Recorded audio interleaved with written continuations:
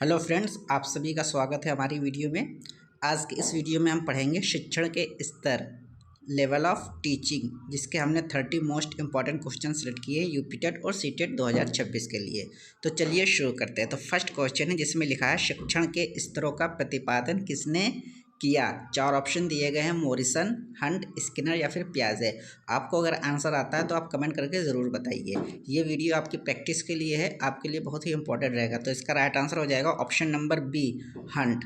Second question में लिखा है शिक्षण के मुख्य स्तर कितने हैं, 2, 3, 4 या फिर 5। तो शिक्षण के जो स्तर मुख्य हैं वो 3 हैं, तो option number B correct answer हो जाएगा।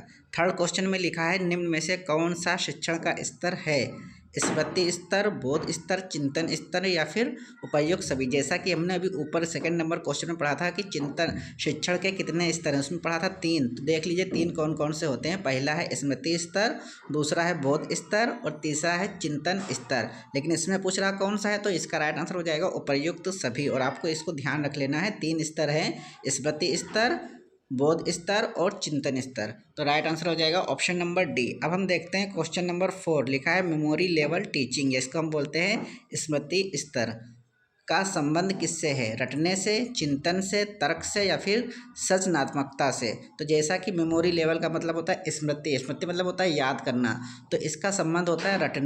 क्वेश्चन नंबर 6 में लिखा है स्मृति स्तर के शिक्षण में छात्र की भूमिका कैसी होती है, सक्रिय, निष्क्रिय, सृजनात्मक या फिर तार्किक। जो स्मृति स्तर का शिक्षण होता है उसमें छात्र की भूमिका कैसी होती है, ये क्वेश्चन में पूछा गया है। तो इसका राइट आंसर हो जाएगा ऑप्शन नंबर बी, निष्क्रिय। स्मृति स्तर में जो छात्र की भूमिका होती है वो निष्क्रिय होती है। अब हम देखते हैं क्वेश्चन नंबर 7, लिखा है बोध स्तर के शिक्षण का प्रतिपादन किसने किया, मॉरिसन, हंट, स्किनर या फिर गिलफोर्ड। बोध स्तर के शिक्षण का प्रतिपादन किसने किया, तो इसका राइट आंसर हो जाएगा ऑप्शन नंबर ए, मॉरिसन। क्वेश्चन नंबर 8 में लिखा है अंडरस्टैंडिंग लेवल ऑफ टीचिंग, यानी कि बोध स्तर का मुख्य उद्देश्य क्या है, रटाना, अर्थ समझाना, दंड देना या फिर अनुकरण करना। तो यहाँ पर अंडरस्टैंडिंग है बोध स्तर, तो इसका मुख्य उद्देश्य होता है अर्थ समझाना। Option number B correct answer हो जाएगा।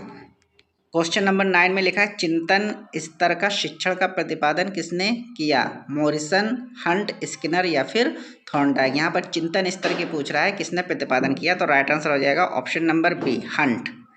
10 नंबर क्वेश्चन में लिखा है चिंतन स्तर शिक्षण में किस पर बल दिया जाता है, रटने पर, समस्या समाधान पर, अनुकरण पर या फिर दंड पर। तो चिंतन स्तर की यहाँ पर बात हो रही है, तो ये हो जाएगा समस्या समाधान। Option number B correct answer हो जाएगा। क्वेश्चन नंबर 11 में लिखा है शिक्षण का सर्वोच्च स्तर कौन सा है, स्मृति स्तर, बोध स्तर, चिंतन स्तर या फिर पुनर्बलन स्तर। यहाँ पर सर्वोच्च पूछ रहा है, सबसे अच्छा या सबसे ऊंचा। तो राइट आंसर हो जाएगा ऑप्शन नंबर सी, चिंतन स्तर, क्योंकि इसमें बच्चा चिंतन करता है, तर्क लगाता है। 12 नंबर में लिखा है स्मृति स्तर शिक्षण की मुख्य विशेषता क्या है, रटना, समस्या समाधान, सृजनात्मकता या फिर आलोचनात्मक चिंतन। तो स्मृति स्तर में मुख्य विशेषता होती है रटना। Option number A correct answer हो जाएगा। 13 नंबर में लिखा है बोध स्तर शिक्षण में छात्र क्या करता है, केवल याद करता है, अर्थ समझता है, दंड देता है या फिर अनुकरण करता है। तो बोध स्तर में बच्चा अर्थ समझता है, तो option number B correct answer हो जाएगा। 14 नंबर में लिखा है चिंतन स्तर शिक्षण किसे विकसित करता है, रटने की क्षमता, समस्या समाधान क्षमता, अनुकरण क्षमता या फिर भय। तो चिंतन स्तर की बात हो रही है, तो चिंतन स्तर में बच्चा समस्या समाधान करता है, तो समस्या समाधान क्षमता विकसित होती है। Option number B correct answer हो जाएगा। 15 नंबर में लिखा है निम्न में से कौन सा शिक्षण का निम्नतम स्तर है। निम्नतम इस बार पूछा है चिंतन स्तर, बोध स्तर, स्मृति स्तर या फिर विश्लेषण स्तर। तो निम्नतम की जब भी बात होती है तो यहाँ पर स्मृति स्तर हो जाता है, रटने वाला। तो option number C correct answer होगा।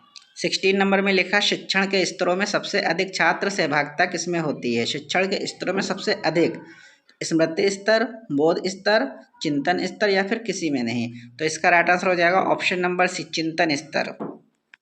17 नंबर में लिखा है स्मृति स्तर शिक्षण में शिक्षक की भूमिका कैसी होती है, प्रमुख, गौण, निष्क्रिय या फिर सीमित। तो स्मृति स्तर शिक्षण में शिक्षक की भूमिका कैसी होती है, प्रमुख होती है। तो option number A correct answer हो जाएगा। 18 नंबर में लिखा है बोध स्तर शिक्षण में किस पर बल दिया जाता है? समझ, रटना, दंड या फिर अनुकरण। बोध स्तर अंडरस्टैंडिंग, यानी कि इसमें समझ की बात हो रही है, तो option number A correct answer हो जाएगा।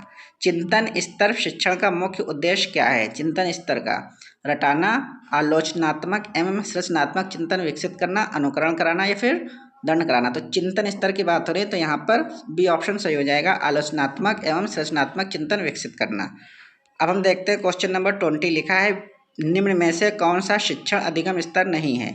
अवबोध स्तर, परावर्ती स्तर, स्मृति स्तर या फिर दूरवर्ती स्तर। कौन सा शिक्षण अधिगम नहीं है? तो अवबोध स्तर अंडरस्टैंडिंग वाला ये सही है।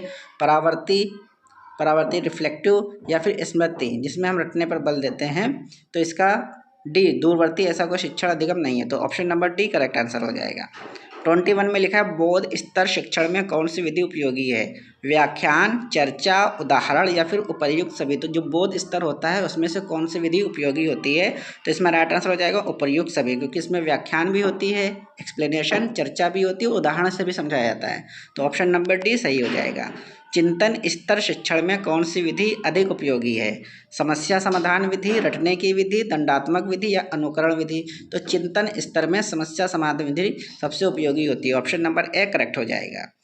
23 में लिखा है स्मृति स्तर शिक्षण में किस प्रकार के प्रश्न पूछे जाते हैं? तथ्यात्मक प्रश्न, विश्लेषणात्मक प्रश्न, चिंतनात्मक प्रश्न या फिर सृजनात्मक प्रश्न। तो स्मृति स्तर शिक्षण में किस प्रकार के प्रश्न पूछे जाते हैं? तो इसका राइट आंसर हो जाएगा ऑप्शन नंबर ए तथ्यात्मक प्रश्न। 24 में लिखा है बोध स्तर शिक्षण किस प्रकार के अधिगम को बढ़ावा देता है? अर्थपूर्ण अधिगम, रटने वाला अधिगम, निष्क्रिय अधिगम या फिर दंडात्मक अधिगम। तो बोध स्तर अंडरस्टैंडिंग लेवल, तो इसमें अर्थपूर्ण अधिगम हो जाएगा, option number A correct answer होगा। 25 में लिखा है चिंतन स्तर शिक्षण में शिक्षक की भूमिका क्या है? मार्गदर्शक, दंडदाता, नियंत्रक या फिर निष्क्रिय। तो चिंतन स्तर में शिक्षक की भूमिका क्या होती है? वो होती है मार्गदर्शक, तो ऑप्शन नंबर ए करेक्ट हो जाएगा। 26 में लिखा है शिक्षण का कौन सा स्तर सबसे अधिक प्रभावी माना जाता है? स्मृति स्तर, बोध स्तर, चिंतन स्तर या फिर सभी समान है। तो शिक्षण का कौन सा स्तर सबसे अधिक होता है? तो राइट आंसर हो जाएगा ऑप्शन नंबर सी चिंतन स्तर।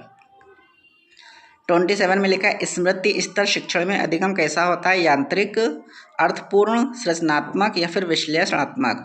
तो स्मृति स्तर शिक्षण में अधिगम कैसा होता है? राइट आंसर हो जाएगा ऑप्शन नंबर ए यांत्रिक। 28 में लिखा है चिंतन स्तर शिक्षण में छात्र की भूमिका कैसी होती है? निष्क्रिय, सक्रिय, सीमित या फिर निर्भर। तो चिंतन स्तर की बात हो रही है, तो चिंतन स्तर में क्या हो जाएगा? सक्रिय, क्योंकि बच्चा यहाँ पे चिंतन करता है, तर्क लगाता है, यानी कि एक्टिव रहता है, सक्रिय हो जाएगा, option number B correct answer होगा।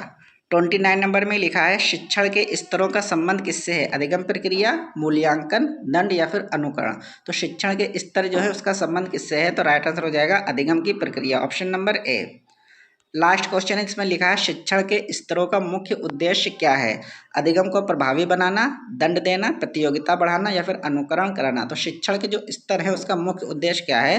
तो राइट आंसर हो जाएगा ऑप्शन नंबर ए अधिगम को प्रभावी बनाना।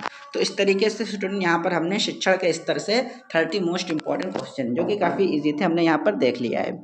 अगर आप चैप्टर वाइज MCQ देखना चाहते हैं तो आपको आई बटन पर प्लेलिस्ट मिल जाएगी, आप उसको देख लीजिएगा। वीडियो अगर अच्छी लगी है तो लाइक कर दीजिएगा और हमारे चैनल को सब्सक्राइब कर दीजिएगा। Thank you.